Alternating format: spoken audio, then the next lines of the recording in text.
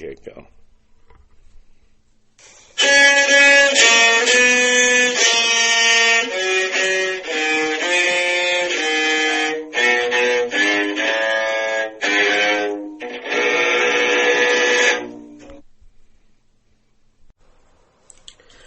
Just want to start today with a trigger warning disclaimer. This podcast contains descriptions of death and drowning.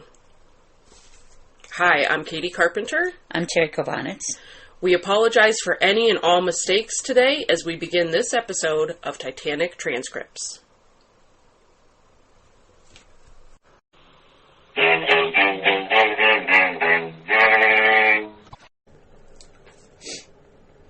Mr. Lightoller, we've recalled you this morning to see if you heard the testimony of Captain Moore, the commander of the Mount Temple. No, sir. Well, as I understood from your testimony in New York, you said there was no suction in the sea at that time and the place where the Titanic disappeared, so as you were able to observe. Exactly. The suction was hardly noticeable. When you said that you twice found yourself against the grating at the blower when in the water, did you mean that you gravitated back towards the blowpipe, or was you pushed back to it by suction of any kind? It was the water rushing down the stoke holes through this blower, which acts as a ventilator, and therefore gives access to the stoke hole. The force of the water rushing down this blower, which naturally carried me back with it and against the blower. When you last saw the Titanic, did you see numerous people on the decks? Do you mean before I left it? Before you left the side of the Titanic and while you were in the water. I saw no one while I was in the water.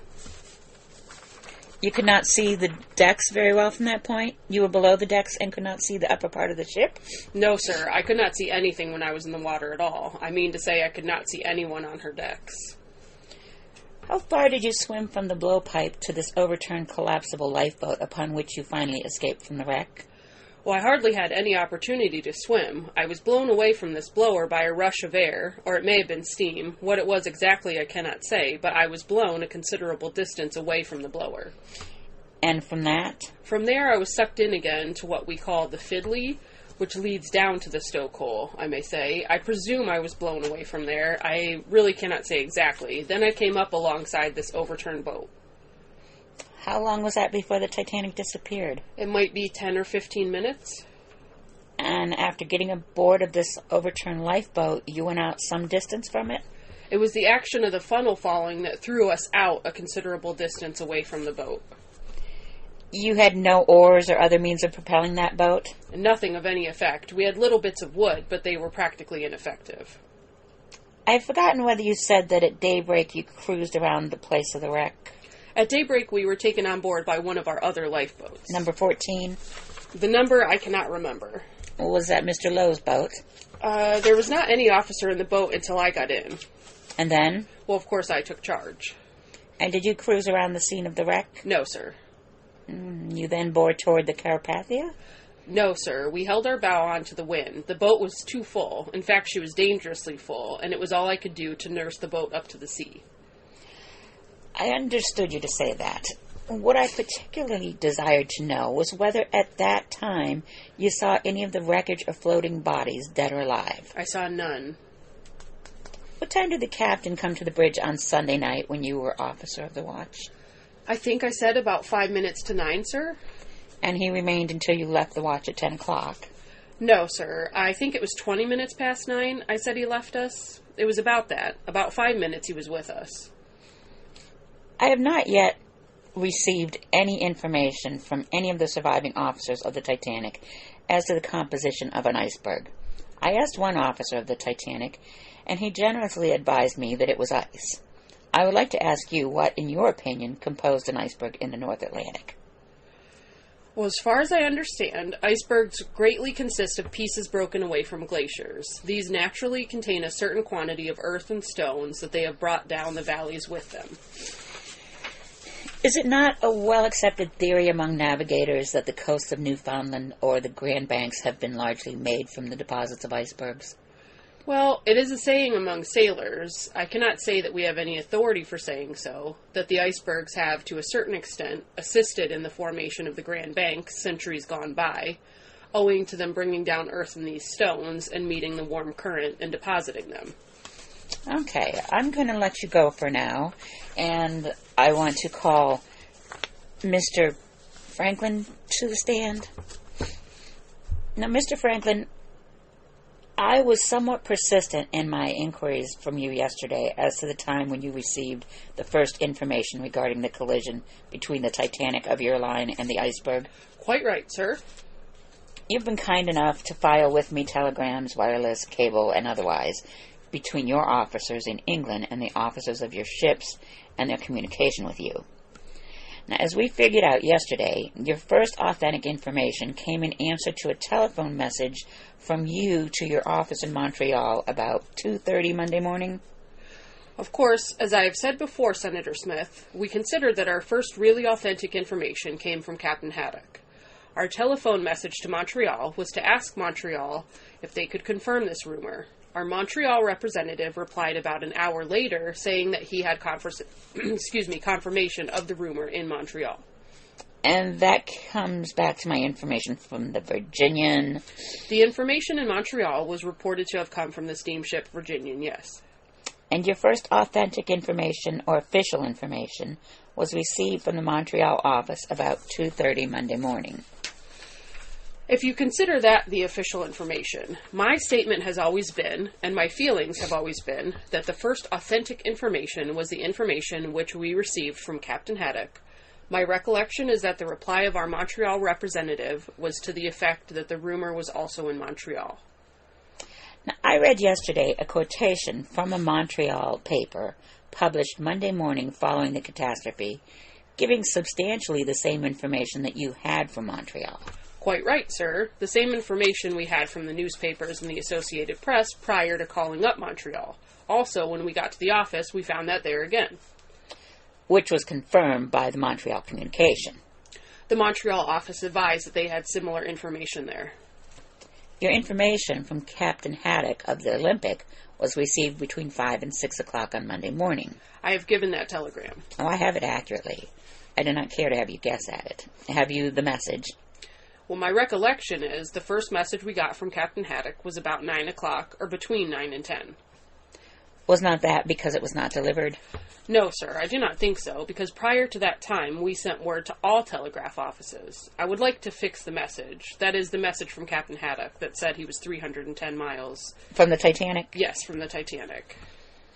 As far as you can find out, the information you received through your Montreal office at 2:30 Monday was accurate.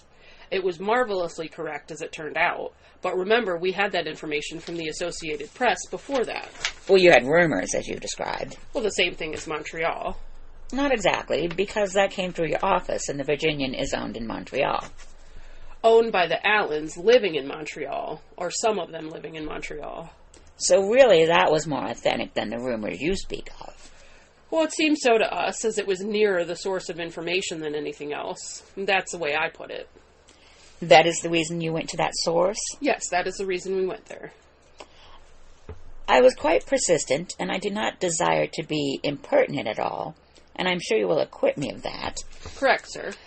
But that I may not overlook any important reason for the information you received at 2 a.m. Monday not becoming public through any announcement of the White Star Line, and in view of the fact that I hold in my hand a telegram signed White Star Line, which you have previously seen, dated at 8:27 p.m., Monday, April 15, in which some members of the White Star Line say, Titanic proceeding to Halifax.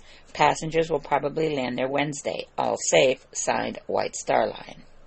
And in view of the fact that some information was given out here by your agents to people who made inquiries for family and friends on Monday, I am prompted to ask a very direct question. Between the time that you received this information from Montreal and the time you made public the information which you received from Montreal, did your company reinsure the Titanic or its cargo anywhere? Absolutely no. Did you make any endeavor to reinsure with the Lloyds of England? None whatsoever. Are you speaking now for all officers of your company here and abroad? I say this, that our insurance is handled in our New York office, and I am sure nobody would have taken any action regarding it or have done anything in connection with it for account of our company or anybody connected with the company in any way without first having taken it up with me. Now, you had already advised your Liverpool office in a message which they received at 10 o'clock Monday morning of the loss of the Titanic. I sent a message, and the memorandum on the message shows it went about 6 o'clock, as I remember it. In the morning. In the morning. Monday. They would receive that message 5 hours later, their time, barring the amount of time it would take to get the message through, depending on the condition of the wires. That message you have already seen. I have it here. That clearly states that it was newspaper rumor. It does not say anything else. I will read it off to you if you want me to.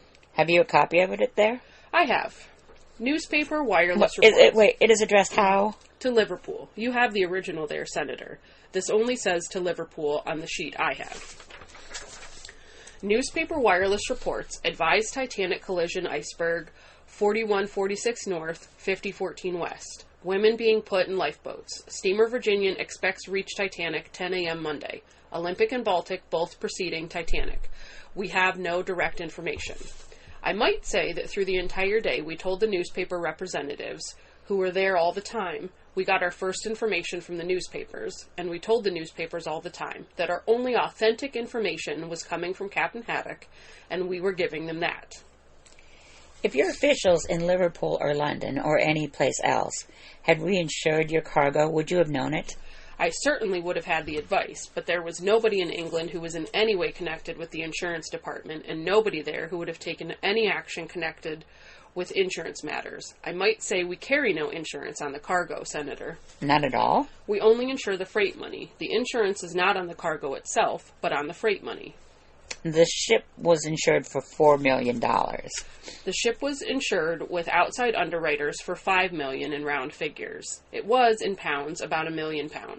The company carried the remainder up to about $600,000, between $500,000 and $600,000. That is, our insurance fund carried the remainder. I asked you yesterday if I had all the telegrams and cable messages and wireless messages between yourself and the other officers or directors in the company? To the best of my knowledge. Either on shipboard or in any other part of the world? To the best of my knowledge and belief, you have everything. Regarding this accident? Yes, sir. On the succeeding days? Yes, sir, and on subsequent days. All right, that is it. I will release you now, and I wish to call Andrew Cunningham.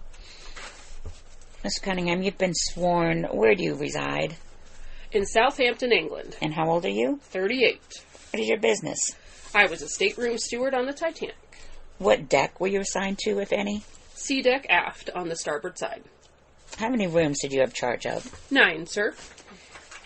Do you know who occupied those rooms on the voyage from Southampton to the place of the wreck of the Titanic? Yes, sir. Who were they?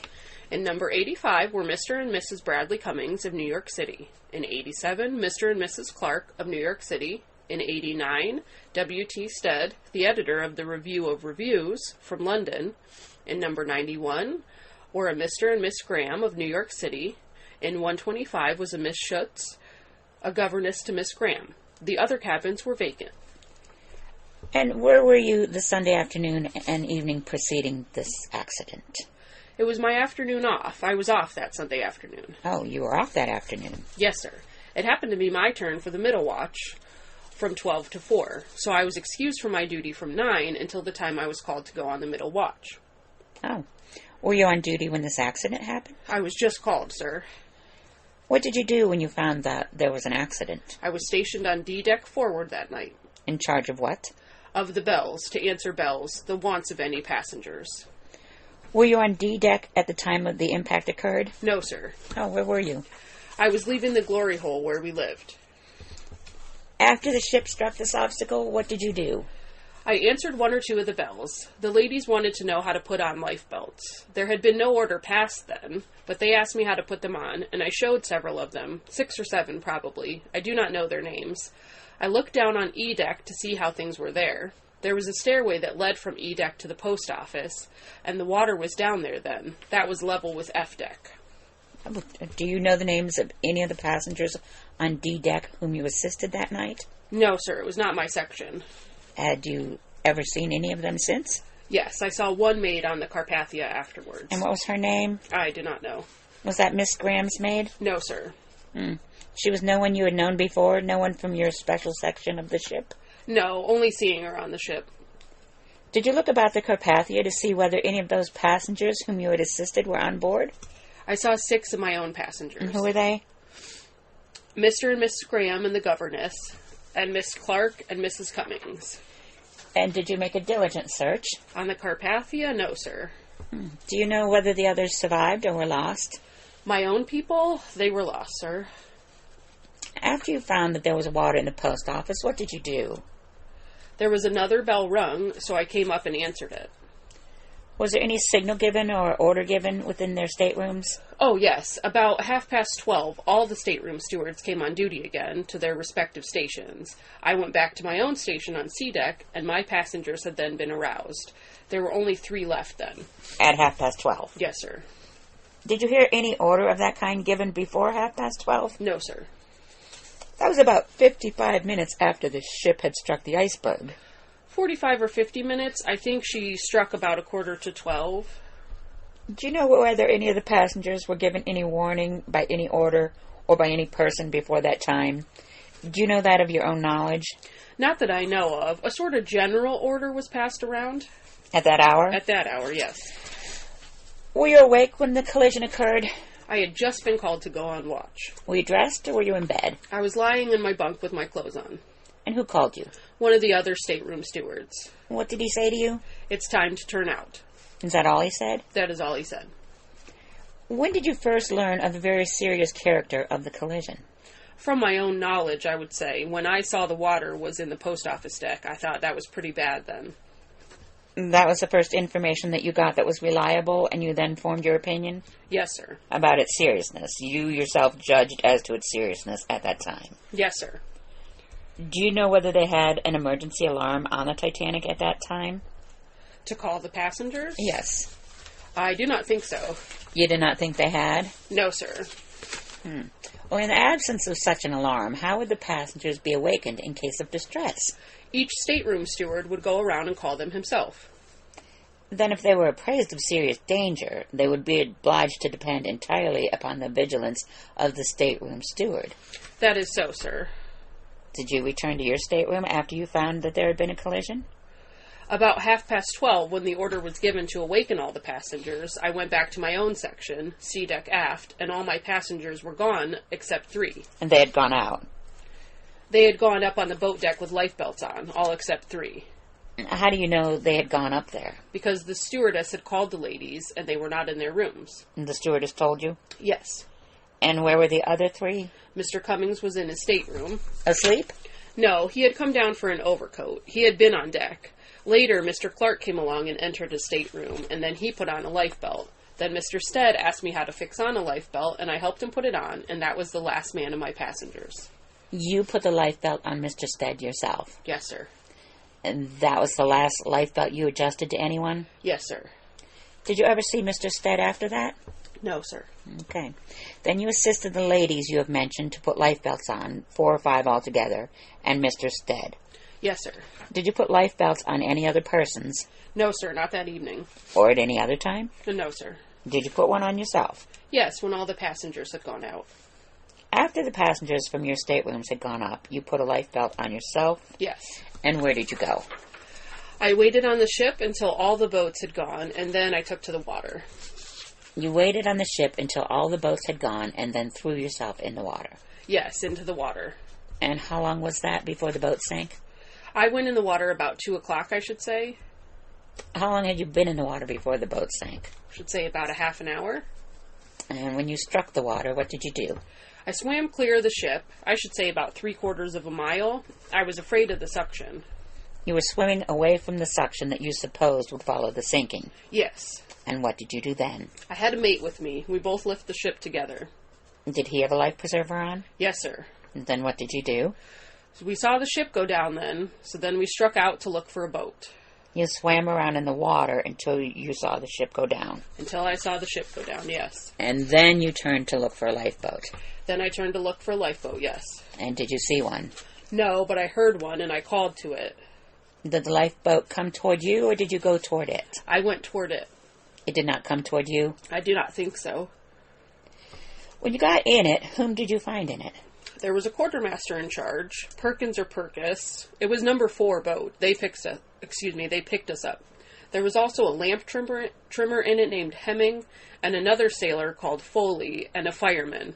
The rest were ladies. 2 of my own passengers happened to be there. 2 of your passengers, and Hemming and Foley and Purkis and yourself. And myself, yes. That made 6 male passengers. Well, then there was a fireman there as well. And what was his name? A fellow called Smith, F. Smith. Did you see any other man in the boat? Yes, I think there was one of the galley hands, but I'm not quite sure. And what was his name? I do not know. The reason I know the names of any of them is that Mrs. Cummings, one of my passengers, sent me around to find out who was in the boat. Otherwise, I would not know their names. In addition to that fireman, were there any other male passengers in the boat? Yes, I think there was another fireman in the bottom of the boat, and besides that, there was my mate, who died just after he was pulled in. How many women were in the boat? I could not tell you. Did you count them? They were fairly well crowded. I could not count them. There was not even room to row. And what boat was it? Number 4 boat, sir. And who was in charge of it? The quartermaster, Purkis. You say you found Hemming in the boat? Hemming was in the boat, sir. Do you know where he reached the boat? I do not know where he got in, but he himself has told me that he was picked up. And he swam to the side of the boat. He swam to the side of the boat. Without a life preserver, 200 yards, and climbed into this boat. I do not know whether he had a life preserver on or not. I wish you would tell me accurately, if you can, or approximately, how many ladies were in that boat and how many children were in it. I would say there were 40 ladies in that boat. Were there any children? I did not see any. Was it the large lifeboat? Yes, one of the large ones. How many people do you understand a lifeboat of that size is intended to hold on a calm night with an unruffled sea? I think 60 would be enough. And yours had 48 in it. Of course, we did pick up another man after I was picked up. Oh, when you were picked up? Yeah, just after. They picked up you and your mate and another man. Another man, yes. He was one of the storekeepers. So that makes 49 in there. You've not yet said whether there were any male passengers. I never saw any male passengers. Did you hear the testimony of Hemming that 15 minutes after the ship struck this iceberg, his mate came to his room and aroused him and told him he had but 15 minutes to live, that this information came from Mr. Andrews, the builder of the ship, and to say nothing to anyone?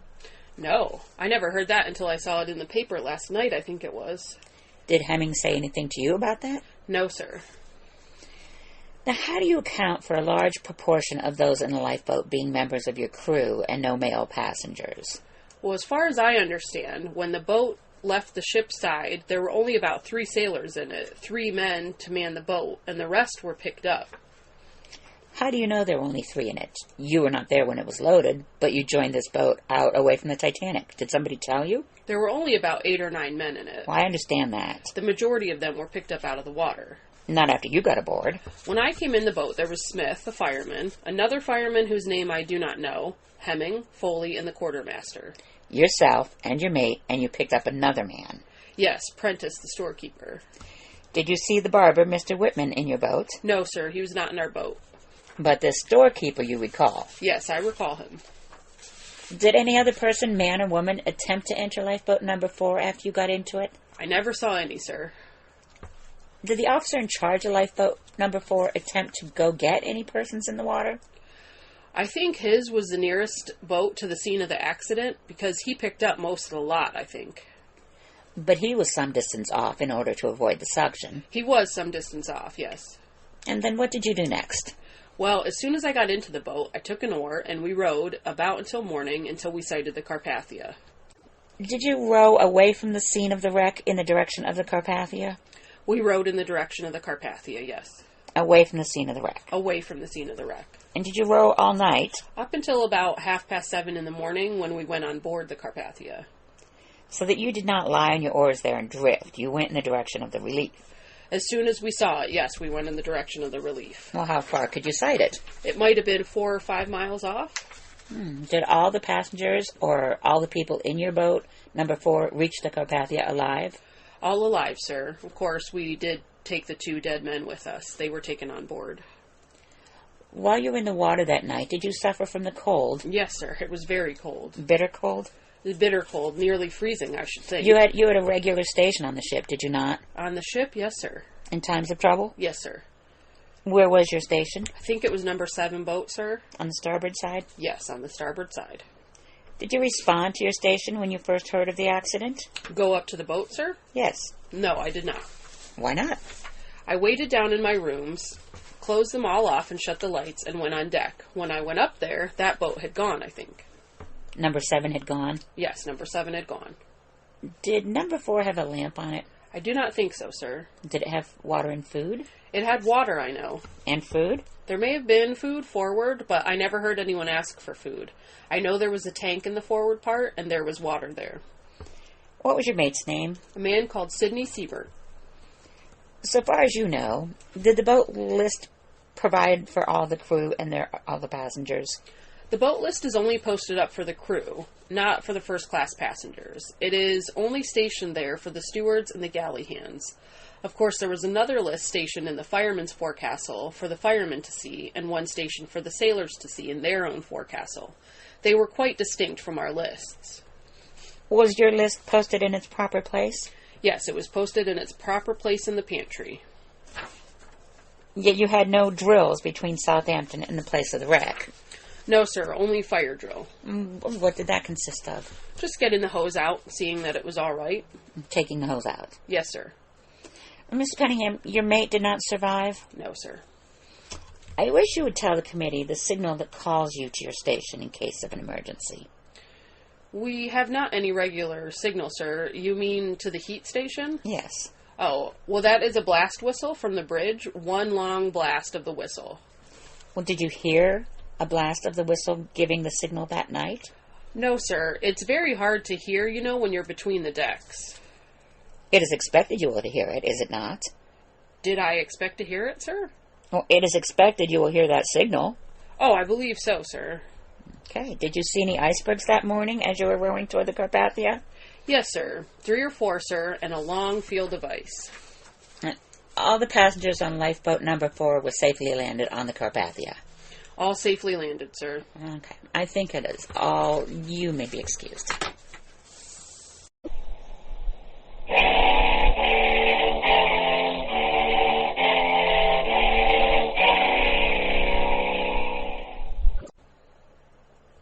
All right, let us begin. Yeah.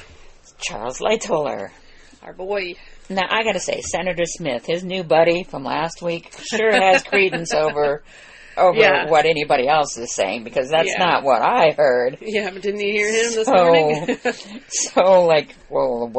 There was no suction. I'm just really trying to prove that there was suction, because you got sucked under. So why are you guys saying there's no suction when my buddy says it's not possible? But everybody is saying, and I agree, and all of them say, and I swam out to avoid the suction, and I thought there would be. I agree. I would think there would be. And suction I think if too, the whole thing had just gone straight down, there would have. But because it went nose first, like divers, if you do a belly flop, true, yeah. But if you splashes, just do a but then if you nice hit that dive and your sweet movement like that. Okay, well, that's something. 10 out of 10 for Titanic. And then I know we've already heard about the fiddly pipe and all that, but I wrote, wow, woof, dang. Yeah, it is something, and of course I couldn't really say, well, of course, you're just getting tossed around. I doubt your eyes are open and you're marking down, okay, so this is... And then I don't even remember being blown out the second time. Yeah. It just, well, golly. You bring me in, suck me down twice, and yeah, and then to be thrown out. Suck me down once, shame on you, but suck me down twice, shame on me. Shame on the fiddly. Yeah, that's so wild. Yeah, I don't know what Senator Smith is doing, asking, where did they row, or could they row, which way did they go? Yeah. They're crowded and standing on an upturned boat. Did you go toward the Carpathia when it was... Did you do? No, when it was up before it got there? Yeah. Did you go that way? They're huddled and standing, and they had to turn people away, and of course they're not rowing anywhere. And please. I have not yet received information from anyone except one of the officers. And he generously advised me that an iceberg is made of ice. And now what would you say it's made of? What now? I know. Oh my gosh. Sometimes I'm embarrassed I wonder where his be career senator. goes after this. I think he's peaking right here. This is where do you go after this? True. There's nowhere to go. That's true. So that's all I have on Lightoller. You got anything else? No, on I'm him? good. I've already turned over to Franklin. Let's move to Franklin. All right. I have LOL right away. Yeah. that the whole. So where did you get the? Did you really get the first stuff from Montreal? Yeah. I think we you asking did. about this again? I know you talked to Haddock, but what about Montreal? And I love also how Franklin says a couple times, like, you have the telegram in front of you. Yes. He doesn't put up with that nonsense like some of the others do. It still blows my mind how far in advance the press knew. Yeah. It's just so crazy. I didn't know that the press were, like, hounds until more recently. Where did the information come to them? Maybe, how could they even get, because I was thinking maybe it was, not, like a ham radio fanatic or something, but maybe somebody listening. Giant speaker? But, yeah, it wouldn't go that far, so it is crazy. Weird. It's crazy how they knew. And then Scandal. Yeah, I put sinister that, like, to even consider reinsuring. Wow. In the brief, brief window before he's something's very much confirmed. like, no, we didn't do that, and we don't insure the product, the merchandise. Yeah. So perhaps someone did reinsure their cargo. How wild! Yeah, that is so much subterfuge, so much. Yeah, that didn't even cross my mind that people could, people can find a way in anything, can't they? It's shocking that even back then, people were not completely nice. Mm-hmm. And then Cunningham. Yep. All right.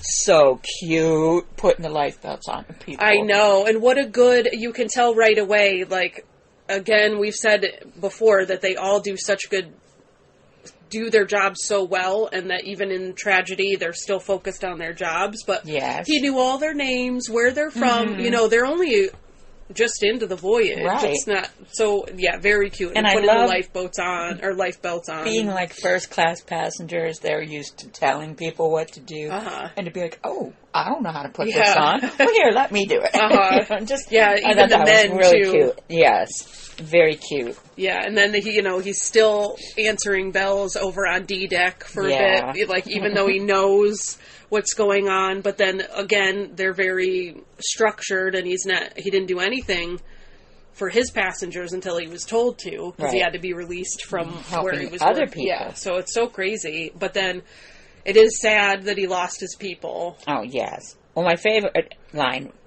was when he said, "I waited on the ship until all the boats had gone, and then I took to the water." It's very casual. Just took to it. Not that, like, I had to jump in the freezing water. And swim 3/4 of a mile.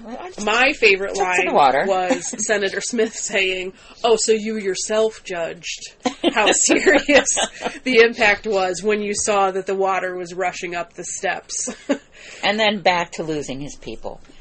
The senator's just so cold about that. Not even I have that noted not even too. A pause to say, "Ooh, so sad." Nothing. And then he bounces, especially towards the end, he bounces around so harshly. Like, did your mate survive? Well, is there an alarm? My mate died. How many women were in the boat? Is there an alarm on the ship? So what happened to your mate? Yeah. Was the list posted? But did your mate survive? Was it cold? Let's just keep my friend died to your pain spot. Let me jab that bruise again. Was it cold? And then I'm going to ask you something else. Let me jab that bruise again. Yeah, that bothered me. Your friend froze to death, but was it cold out there? And I can see why Cunningham would be reluctant to give the full account of men on the lifeboat, with him being so hostile-ish. Like, Mr. Cunningham had no choice on who was on the boat. Yeah. And just so he's really like, was there anybody else? Well, there was a fireman. Yeah. Anybody else? Well, there was another fireman. Yeah. Because also, what does it matter at this point? Like, what does it amount to? He's not... Yeah. Let's focus on that again and again. Unless there was someone on the boat dressed your as mate an iceberg. died? Okay, but anyways, let's talk about... Yeah. The things this he asked... This one made me feel really sour. And the lifeboats... That lifeboat picking up so many people that... Because we haven't heard about a lot of... we heard the one that went back and got people, but we haven't heard a lot. And then also, this is one of the before rare the accounts ship went down, these guys that people jumped out and swam and then got picked up. That took to the water. Yes, yes. And then even after him, they picked somebody else up. Yeah. And he said, oh, you weren't on there except for only the one they picked up. Okay, so what? Yeah. And then the talk about the 2 dead men that they took with them to the Carpathia. What a tough decision. Yeah. Because, some of the others said, no, we let him go. Yeah. And to be in We're that gonna spot. row them and, And decide, is he dead? Yeah. Yeah, true. That's also true. Because it's so crowded. It's so crowded. But then, it's also his mate. And then I'm sitting there what with are you gonna... my dead mate. Maybe I just want to let you go. Maybe I want, give you your burial at sea kind of thing. I don't know. Yeah, it's such a weird... it's such a horrible position to be in. And with to have all to the decide. other horrible stuff going on. And do you think everybody was down there in the boat saying, got any food? I could go for a snack. What you got? Any Dickies? Come on. I love the way you say things. Yeah, I agree. I like that you said, I didn't hear anybody ask for any food. I'm sure at some point they would have, but... Right, but it was still night. Yeah, it was still nighttime, and I'm sure they're all still just reeling. No one can see anything. Right. I can see you needing a drink because of the adrenaline, but Vicky's. Katie, you're so delightful. All right, so let's take it back. Let's find out what happens to our frequently called Lightoller. Yes, now is a good time to talk about our little Lightoller. So we're going to start Lightoller's roller coaster saga at the age of 13. Wow, okay. When he began a 4-year seagoing apprenticeship, during which he experienced a shipwreck. Oh my gosh! A fire at sea, a cyclone, and a near-death bout of malaria.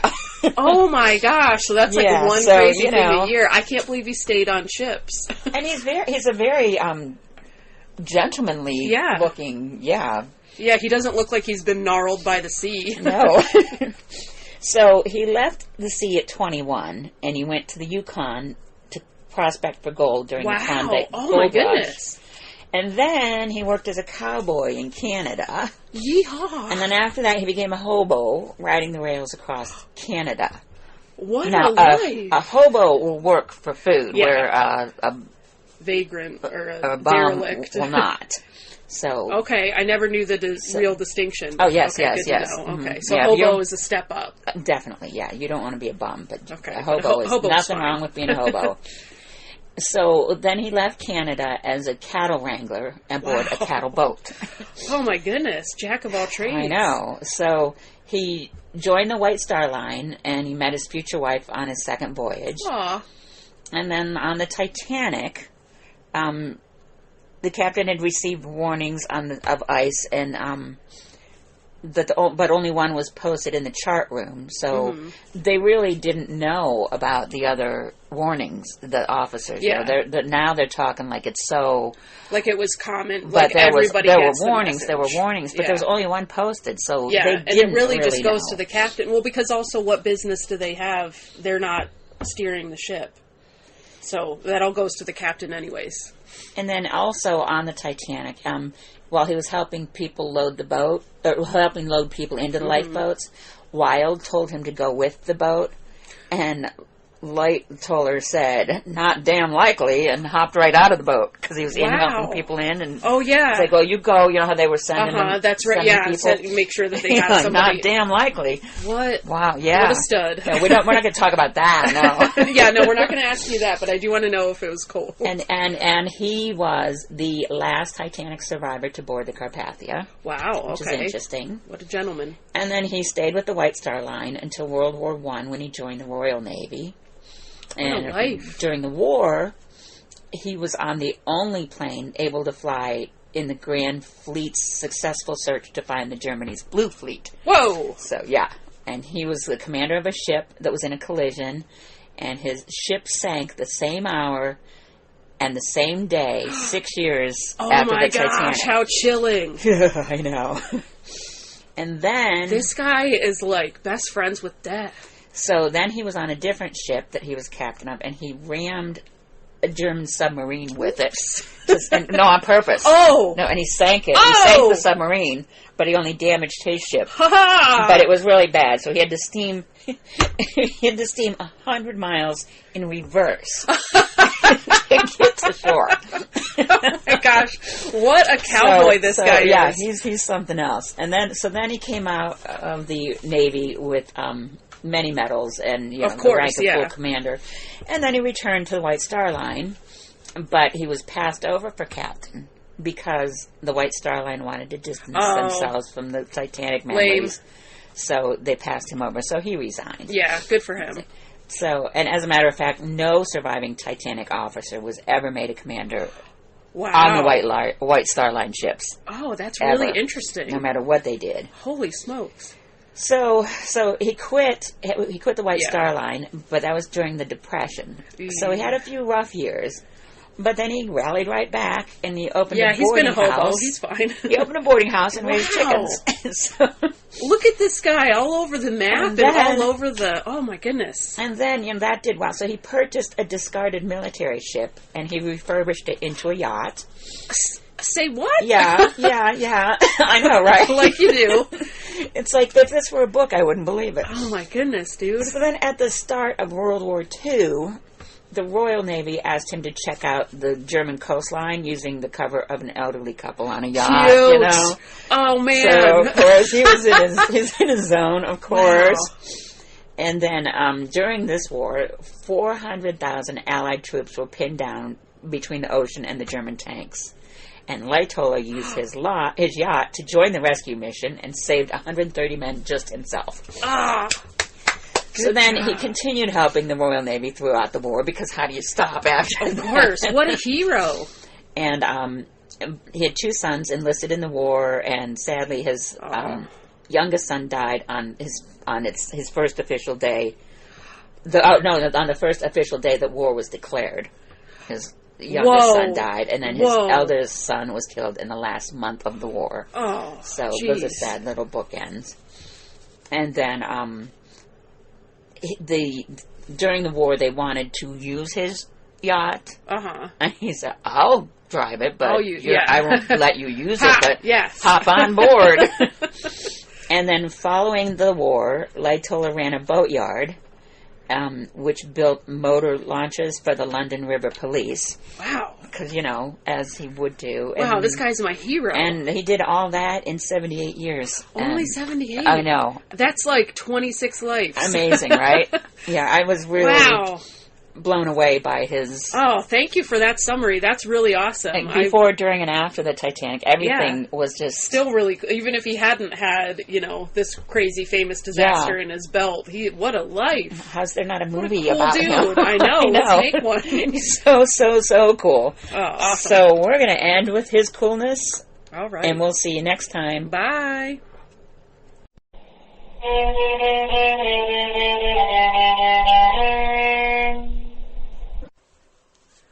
As always, thank you for listening. Please be sure to let us know what you're thinking in the comments or at titanictranscripts@gmail.com. Also be sure to check out our Facebook page, Titanic Transcripts, for more interesting tidbits and general discussion.